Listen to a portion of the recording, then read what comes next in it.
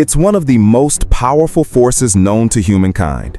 It drives art, inspires poetry, builds families, and yet it can also feel like a hidden master, pulling our strings, dictating thoughts, and clouding judgment.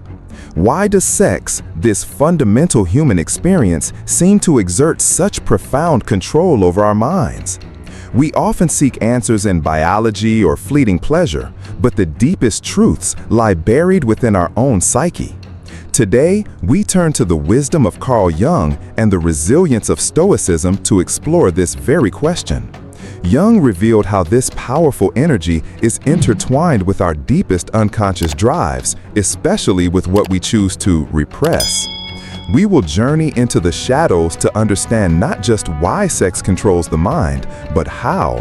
Understanding what we repress is the first step to reclaiming our inner sovereignty, finding balance, and wielding this potent force with wisdom rather than being wielded by it. To understand why sexuality holds such sway, we must first look beneath the surface, into the deep wellspring of our being, as Carl Jung did. He saw sexual energy not merely as a biological function, but as a potent manifestation of libido, the fundamental life force itself. It is the energy of creation, of connection, of survival, the primal fire that burns within every living thing. It's an echo of the universe's own drive to be. And this fire, in large part, resides and draws its immense power from the vast, mysterious territory of the unconscious mind. This isn't the tidy, rational world we navigate daily. It's a realm of symbols, instincts, archetypes, and ancient memories. Sexuality is deeply embedded here. It connects to the anima or animus, the inner representation of the opposite gender, driving our search for wholeness through connection. It touches upon eros, the principle of relatedness and psychic bonding.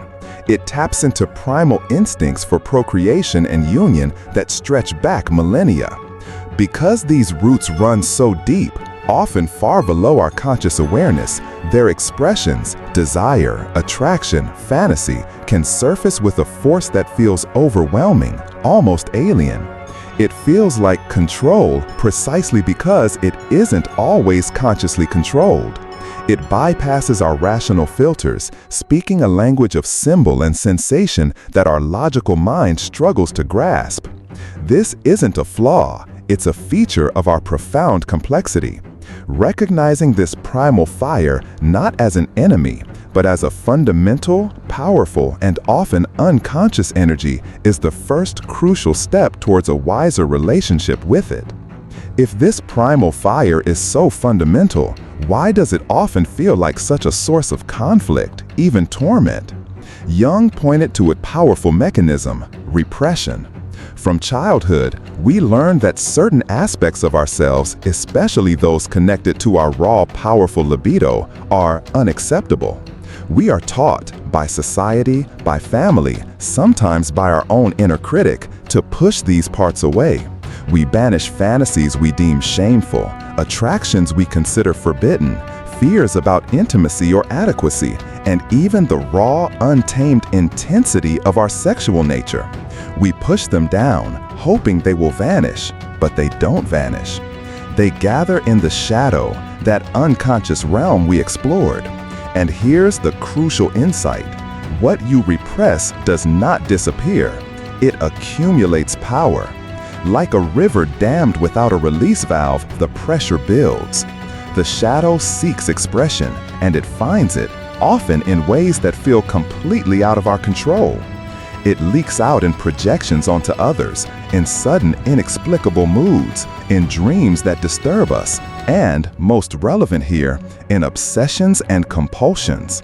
The very act of trying not to think about something, of pushing a desire away with force, ironically feeds it. It becomes the forbidden fruit, gaining a magnetic allure precisely because it is denied. This is the engine of obsession. The mind becomes locked in a battle against itself, and the repressed element, charged with all the energy of our resistance, begins to feel like an occupying force. It seems to control your mind because you are constantly, exhaustingly fighting a civil war within it, a war fueled by the very act of repression. If repression only strengthens the chains, how then do we find freedom? How do we face this powerful, shadow-bound energy without being swept away or resorting back to futile battle? Here, the ancient Stoics offer not a weapon, but a light, the steady, unwavering beam of the Stoic gaze. It begins as we shine the light of Stoic awareness into the shadows, a transformation begins. We move beyond the exhausting cycle of repression and obsession, beyond the feeling of being controlled, and into a space of integration. This isn't about achieving a sterile control where desire never stirs. It's about building a relationship with our primal fire based on understanding, respect, and wisdom. Integration means acknowledging all parts of yourself, the fantasies, the urges, the vulnerabilities. They are seen, understood, and brought under the gentle guidance of your reasoning mind. They no longer hold a secret, terrifying power because they are no longer secret. When this happens, the immense energy once locked in the shadow or wasted in the fight against it is liberated. This liberated energy becomes available. It can be channeled consciously. It can fuel your creative endeavors, giving them depth and passion. It can deepen your relationships, allowing you to connect authentically, free from the distortions of projection and unmet needs. It can power your pursuit of purpose, giving you the drive and resilience to build a meaningful life. Even sexuality itself finds its proper, healthier place.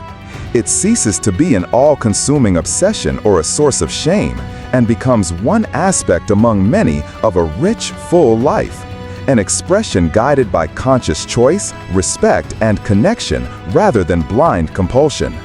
This is how you reclaim your mind, not by fighting a war against your nature, but by becoming its wise, benevolent governor. The control shifts from the unconscious impulse to the conscious, virtuous self. You are no longer ruled, you rule from a place of understanding. We began by asking why sex seems to hold such power over the mind.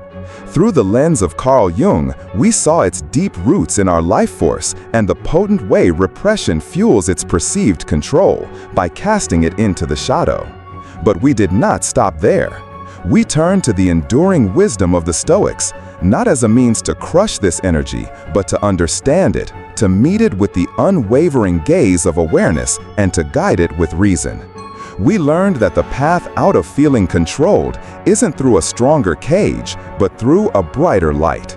It is through the courageous act of looking within, of applying the Stoic principles of attention, objective judgment, and acceptance that we begin to integrate these powerful forces.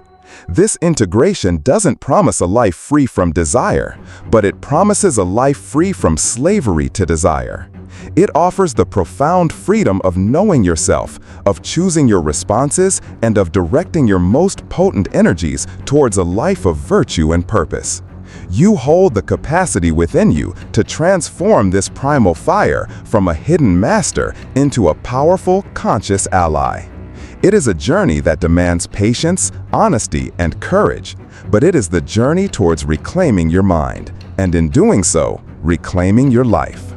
If this exploration into the depths of the mind and the path to inner freedom has sparked something within you, your journey of integration can deepen.